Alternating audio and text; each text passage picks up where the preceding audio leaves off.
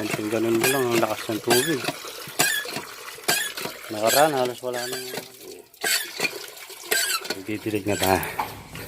Nga pala, kunin muna natin yung saging ngayon. Yung saging.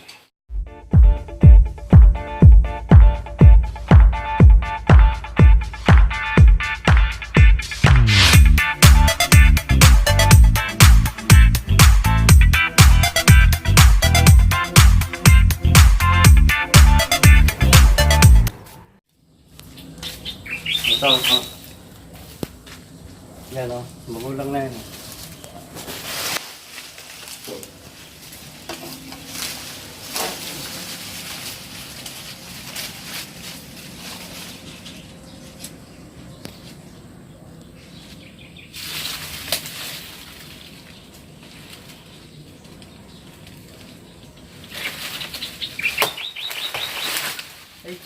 Ay, tanga.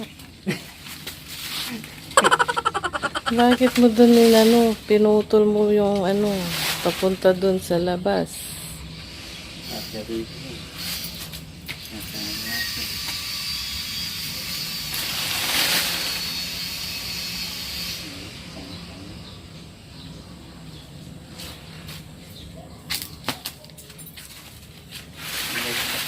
Hilain mo na lang, babalik.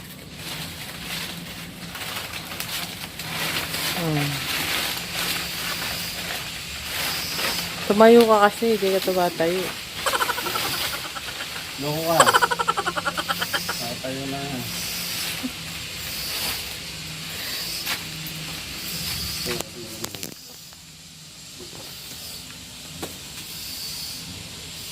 Bumalag lang ang kapakagan.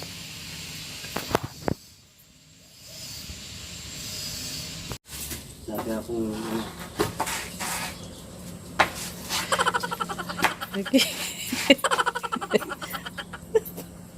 Natawanan mo pa ako eh. Nagmamarunong ka eh.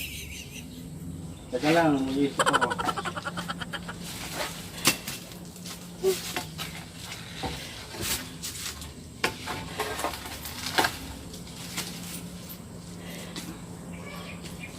Di ba di ka naman nag-boy scout? Kaya di mo alam. Kailangan ba mag-boy scout ka para mo?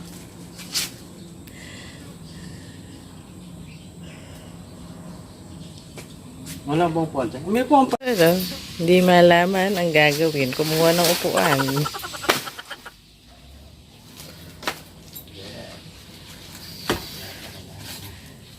Hoy, baboy.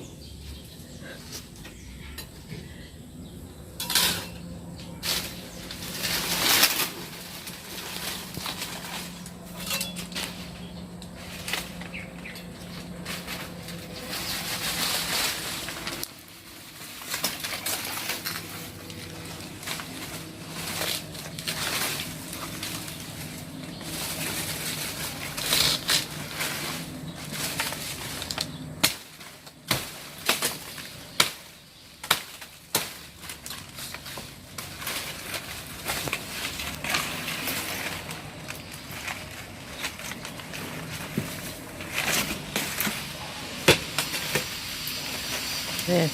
Kung iangat mo muna, dito mo ipasok.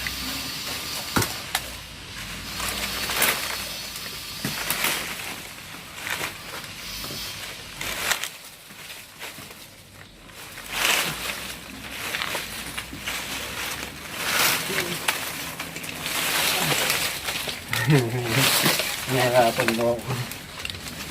Nagpapanggap ka kasing marunong kumuha. Kapunta lang doon eh.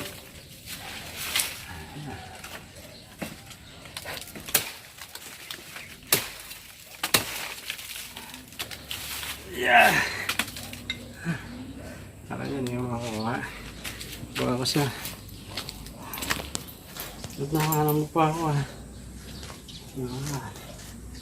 Meron na naman ako pang turon. Okay, nakita mo na. Sobrang laki. Ha? Mahirap.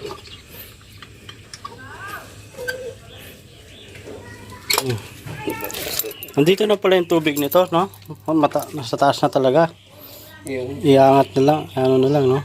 nilagay. Pag nasira yung kuno, yun. Kaya na.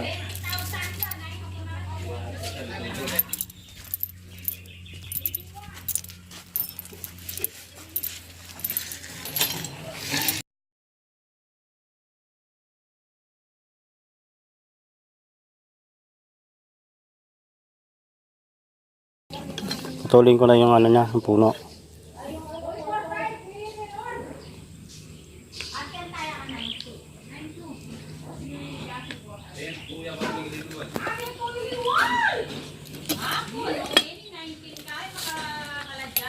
Mag-aani na pala sila dyan ngayon.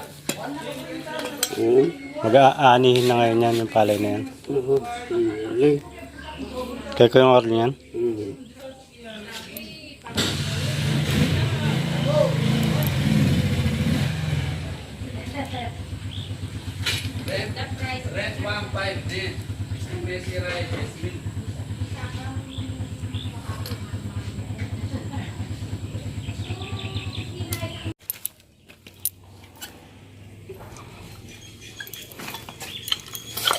Ayun.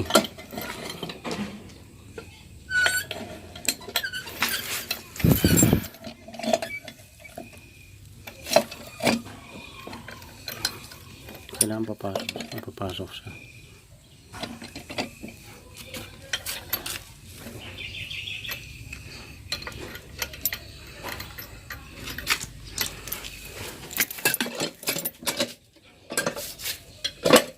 Ayan.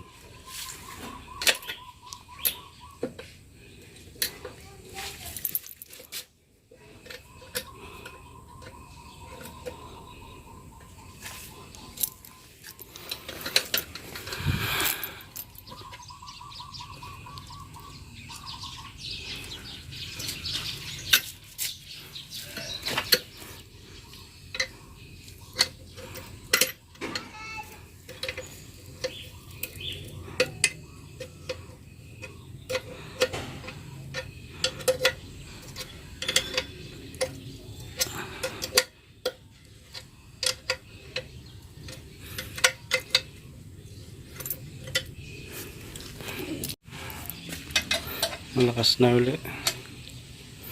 Pwede pala kahit tsinelas lang.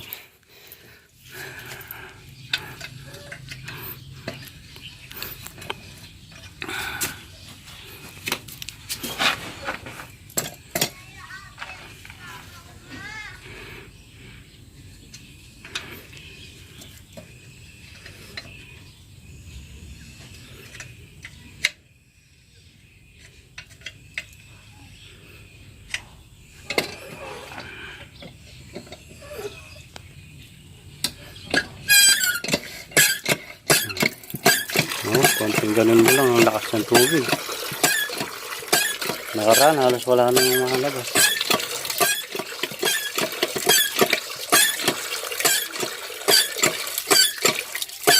Lakas na.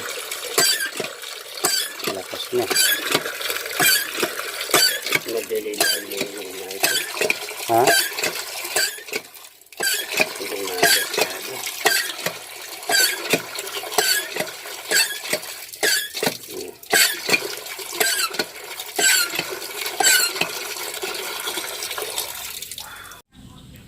Ayun po mga bossing, tapos na po yung ginawang repair ni tatay dito sa poso. Ayun o, malakas na uli siya. Malakas ng tubig niya.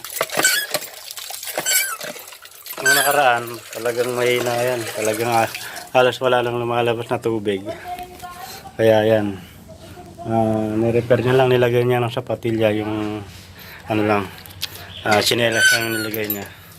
Maayos na. Diba? Tingnan mo.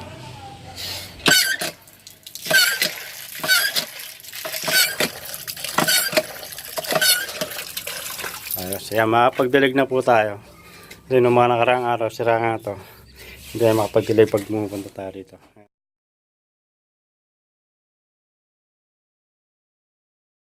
Kick.